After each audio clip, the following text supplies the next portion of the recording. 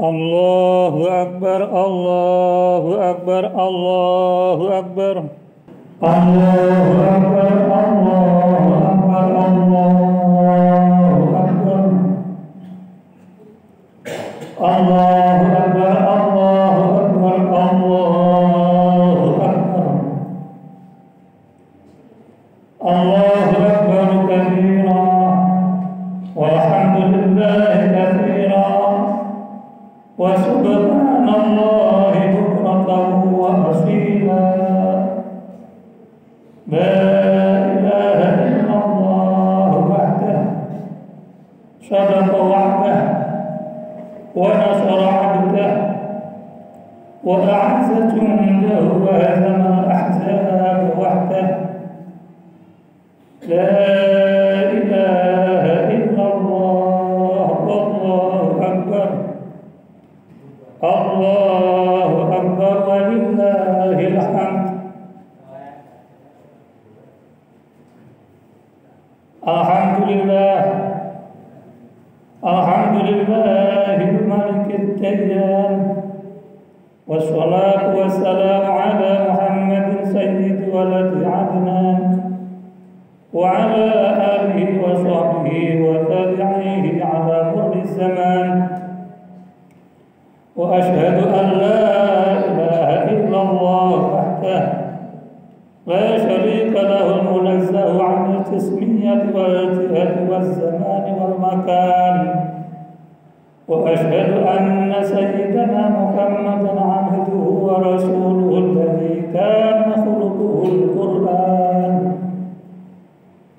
Amma ba'du, ibadur rahman, fa inni usikum wa nafsi bitaqwallahil mannan, al-qailu fi kitabihil Qur'an. Bismillahirrahmanirrahim.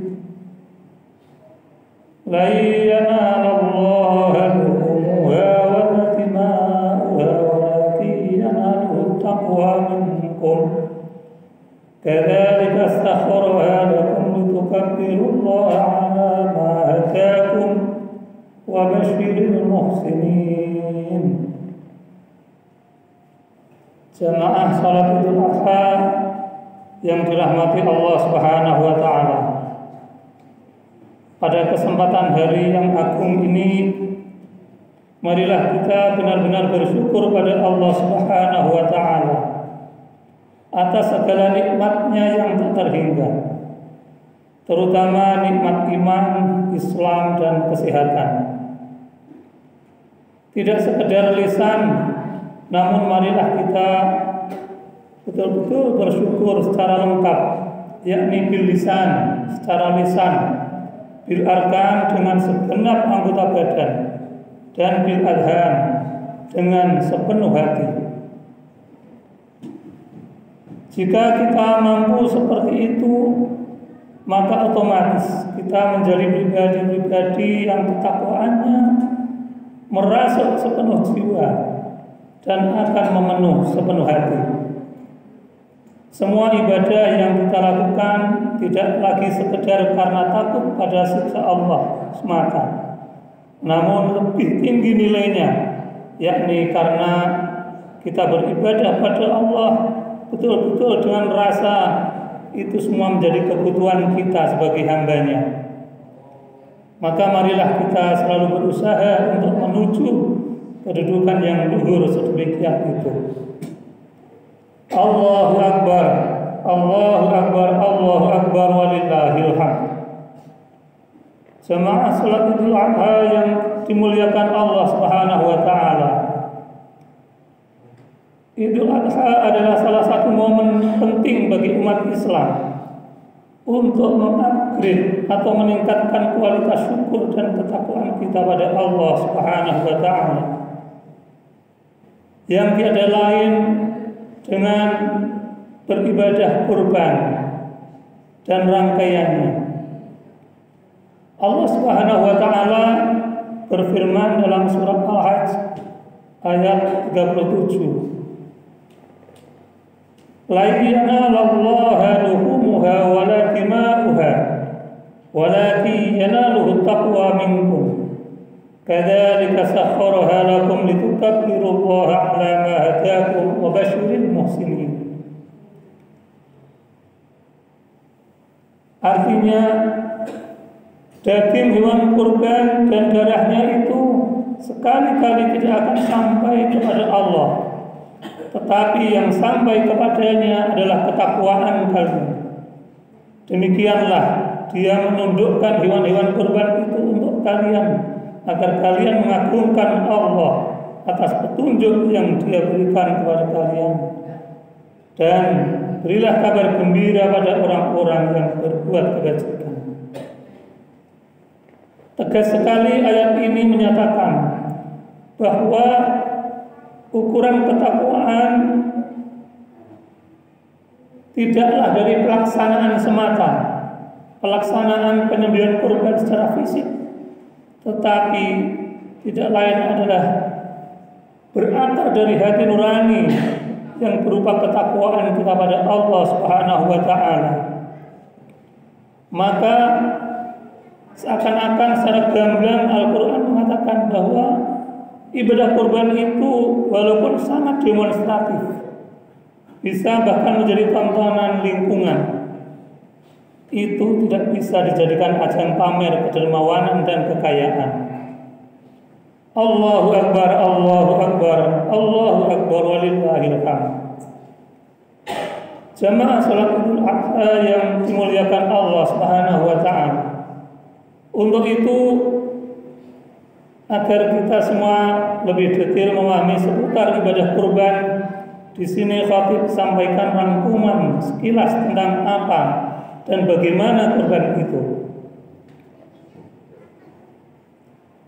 Sebagaimana makna harfiahnya, kurban berasal dari bahasa Arab ini kurbanun, yang berarti sesuatu yang menjadi wasilah atau perantara untuk mendekatkan diri pada Allah Subhanahu wa taala. Dan secara istilah adalah hewan yang disembelih dengan maksud untuk bertakarrub atau mendekatkan diri pada Allah Subhanahu wa taala. Berkurban hukumnya sunnah muakkad, yakni sunnah yang sangat kuat, sangat dianjurkan oleh agama.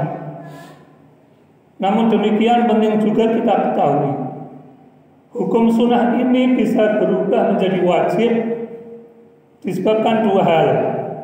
Pertama, dengan memaklumkan pada orang sekitar kita bahwa hewan yang kita miliki adalah hewan kurban.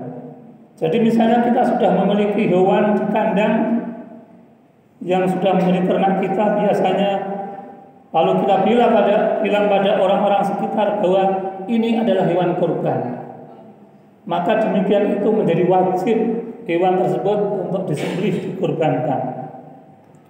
Dan yang kedua, dengan bernadar. Contohnya misal, jika nanti anak saya lulus kuliah, saya bernadar akan berkurban tahun ini, maka demikian itu menjadi wajib untuk berkurban kita lakukan dalam tahun ini. Selanjutnya yang perlu kita ketahui, hewan yang boleh dijadikan kurban adalah kelompok bahimatul an'am, yakni hewan piaraan. Sebagaimana penjelasan Imam Nawawi dalam kitab Majmu' bahwa hewan yang diperbolehkan adalah hanya hewan ternak, yakni unta, sapi, kambing, dan sejenisnya. Hewan liar tidak boleh dijadikan kurban. Imam Nawawi berpedoman pada Al-Quran surat Al-Hajj ayat 34. Walikulli ummatin ja'alna mansatan liyadhkuru ismallahi 'ala ma razaqahum min bahimatil an'am. Dan bagi tiap-tiap umat telah kami syariatkan penyembelihan kurban, supaya mereka menyebut nama Allah terhadap bahimatul an'am atau binatang ternak yang telah direzekikan Allah kepada mereka.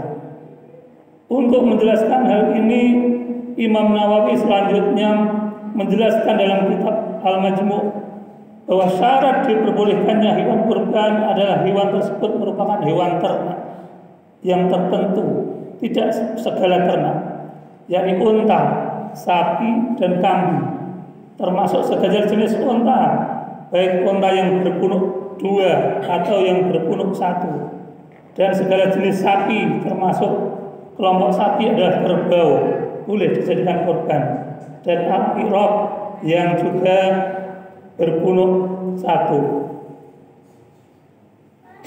Jamaah sholat Idul Adha rahimakumullah. Siapa kemudian yang dituntut untuk berkurban? Tidak lain adalah orang Islam yang mampu, memiliki kemampuan materi. Pengertian mampu di sini adalah memiliki kelebihan rezeki selain yang dibutuhkan untuk kebutuhan pokok untuk dirinya dan segenap yang menjadi tanggungannya selama 4 hari, yakni 10 tanggal 10 Dzulhijjah sampai 13 Dzulhijjah. Dalam perkembangannya, sebagaimana yang berlaku di banyak masyarakat, kemampuan berkurban bisa dibangun dengan berbagai macam cara. Mungkin ada yang secara ekonomi pas-pasan, bahkan tidak bisa dianggap kaya, namun karena hasratnya yang tinggi untuk berkurban, dia menabung dengan bergabung bahkan dengan kelompok yang terkoordinir agar bisa berkurban. Bahkan mungkin tidak hanya tahun ini, tetapi juga tiap tahun, karena kesunahan berkurban adalah tiap tahun. Sidang jamaah sholat Idul Adha rahimakumullah. Lalu bagaimana dengan orang yang berhutang untuk berkurban? Para fuqaha atau ahli fikih menjelaskan secara hukum sepakat bahwa kurban dengan cara berhutang dalam keadaan apapun, selama itu dananya adalah dana yang halal, maka kurbannya sah-sah saja.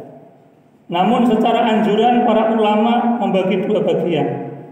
Pertama, berhutang berkurban sangat tidak dianjurkan bagi kelompok ekonomi lemah, sebab hutang hanyalah akan membebaninya. Dia bisa saja melunasinya, namun dengan kondisi yang sangat berat dan mungkin dalam waktu yang lama. Kelompok kedua dianjurkan berhutang manakala ekonominya termasuk kuat, yakni orang-orang yang memiliki jaminan untuk melunasi hutangnya secara teratur atau dalam tempo yang cepat secara dijanjikan. Sebab banyak juga mungkin orang-orang yang saat-saat tertentu tidak memiliki dana cash, tapi dia mempunyai harta dalam bentuk lainnya selain uang. Sidang jamaah sholat Idul Adha yang dirahmati Allah Subhanahu wa taala.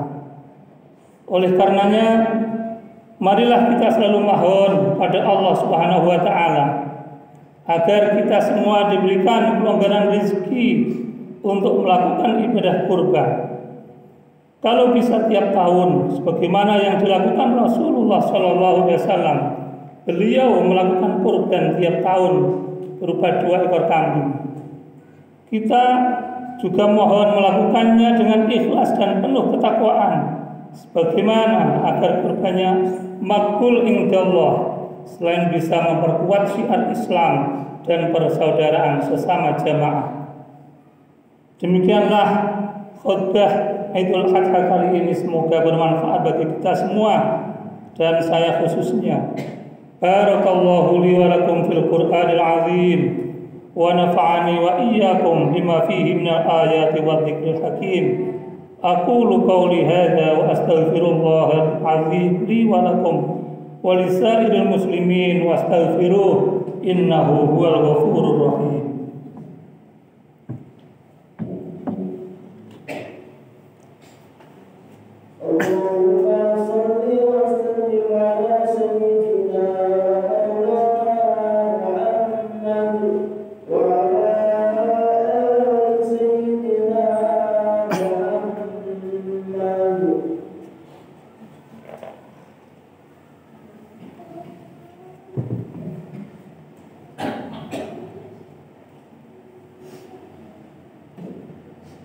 Allahu Akbar, Allahu Akbar, Allah أكبر الله أكبر الله أكبر الله أكبر الله أكبر ولله الحمد الحمد لله الحمد لله الملك الديان والصلاة والسلام على محمد سيد ولد عدنان وعلى آله وصحبه وتابعيه على مر الزمان وأشهد أن لا إله إلا الله وحده لا شريك له المنزه عن الجسمية والجهاد والزمان والمكان وأشهد أن سيدنا محمدا عبده ورسوله الذي كان خلقه القرآن أما بعد فأوصيكم ونفسي بتقوى الله أيها المسلمون واتقوا الله تعالى في هذا اليوم العظيم واعلموا أن الله أمركم بأمر عظيم أمركم بالصلاة والسلام على نبيه الكريم فقال إن الله وملائكته يصلون على النبي يا أيها الذين آمنوا صلوا عليه وسلموا تسليما اللهم صل وسلم وبارك على سيدنا ونبينا محمد وعلى آله وصحبه الطيبين وارض اللهم عن الخلفاء الراشدين أبي بكر وعمر وعثمان وعلي وعن سائر الصحابة الصالحين أجمعين اللهم اغفر للمسلمين والمسلمات والمؤمنين والمؤمنات الأحياء منهم والأموات إنك سميع قريب مجيب الدعوات اللهم اجعل عيدنا هذا سعادة وتلاحما ومسرة وتراحما وزدنا فيه طمأنينة وألفة وهناء ومحبة وأعده علينا بالخير والرحمات واليمن والبركات اللهم اجعل المودة سيمتنا وبدل الخير للناس تأبنا اللهم أدم السعادة على وطننا وانشر البهجة في بيوتنا واحفظنا في أهلنا وارحمنا وأكرمنا بكرمك في الدنيا والآخرة ربنا آتنا في الدنيا حسنة وفي الآخرة حسنة وقنا عذاب النار وادخلنا الجنة مع الأبرار يا عزيز يا غفار عباد الله إن الله يأمر بالعدل والإحسان وإيتاء ذي القربى وينهى عن الفحشاء والمنكر والبغي يعظكم لعلكم تذكرون فاذكروا الله العظيم يذكركم ولذكر الله أكبر. Assalamualaikum warahmatullahi